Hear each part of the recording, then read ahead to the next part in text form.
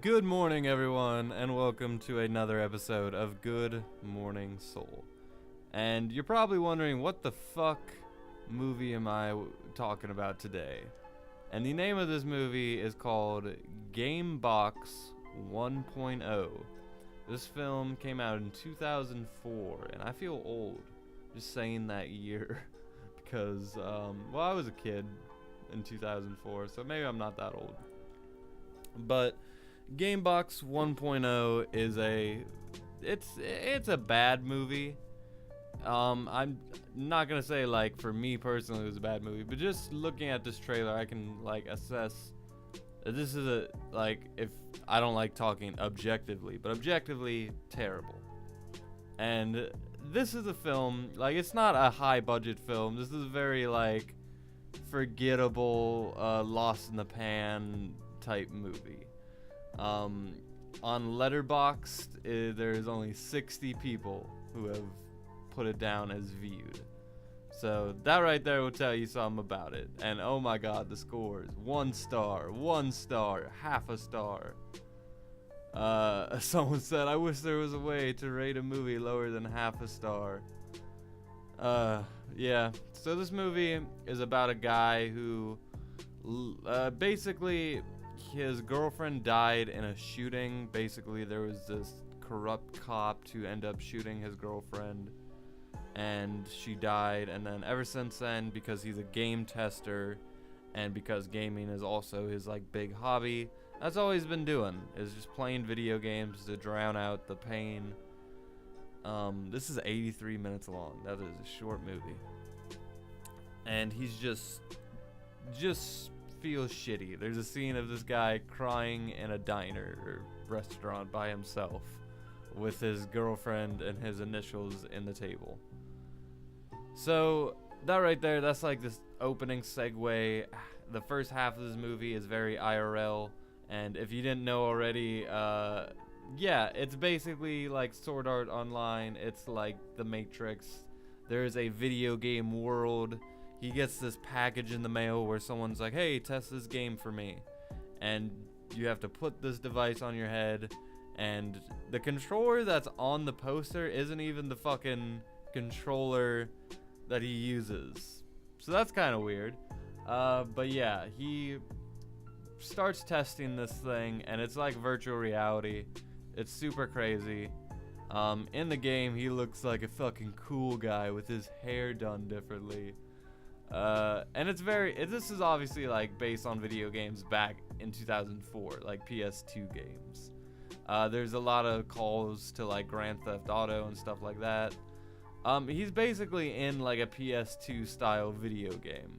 Like the camera angles, there's a lot of odes or like callbacks to video games. There will be like first person style shooting for a little bit. There will be like he'll kill a guy and the gun will hover over the body and he has to grab the gun that way. Stuff like that.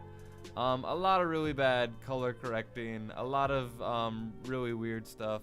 And in the video game, there's a character who looks just like his girlfriend. So he really like is attached to this game in this world.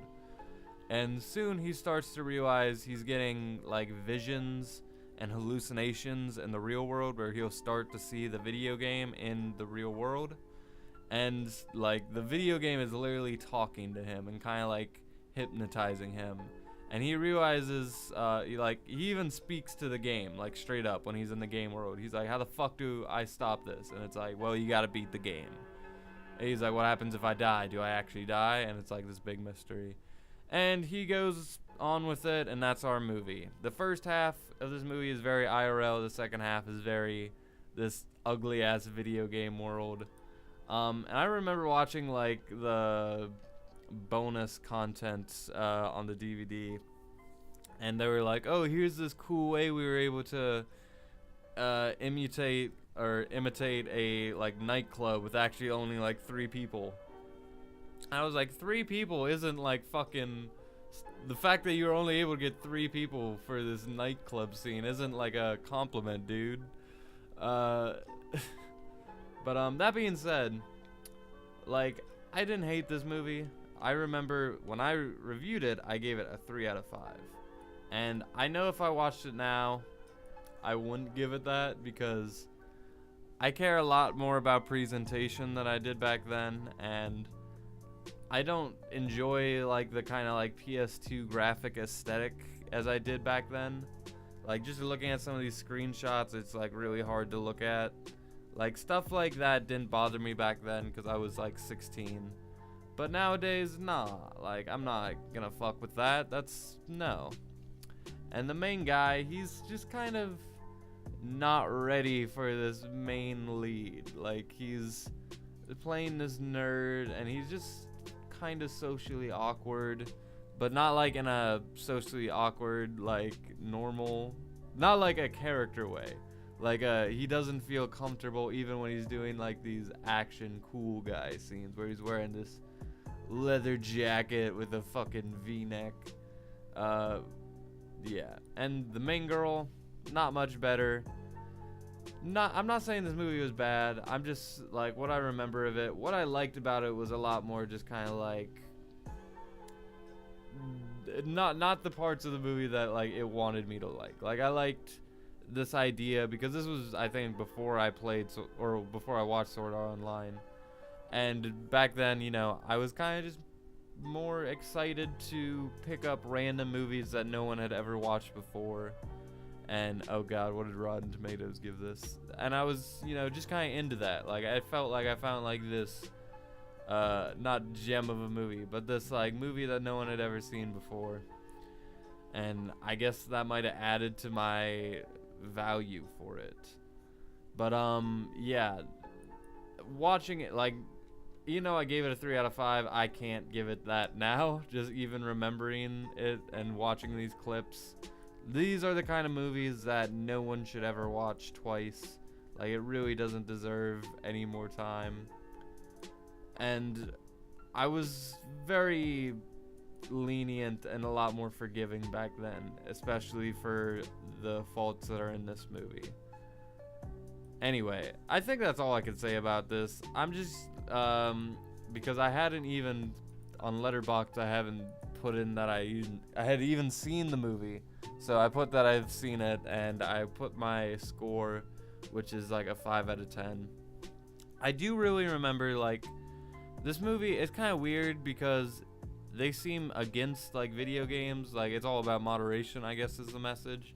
But, like, the idea is that this guy needs to get away from video games, which is kind of weird when, obviously, the people who made it kind of liked video games to, like, an extent that they want to film their movie in this video game style. Yeah, I don't know. It was kind of mixed messaging, but, like, by the end, you know, it was this happy ending. And I remember I liked this opening. I wrote in my review how, like, this, I don't know, like, we don't know who the fuck is sending this fucking package game around, and I liked the mystery around that. But anyway, those were my thoughts on Gamebox 1.0, which is a terrible name.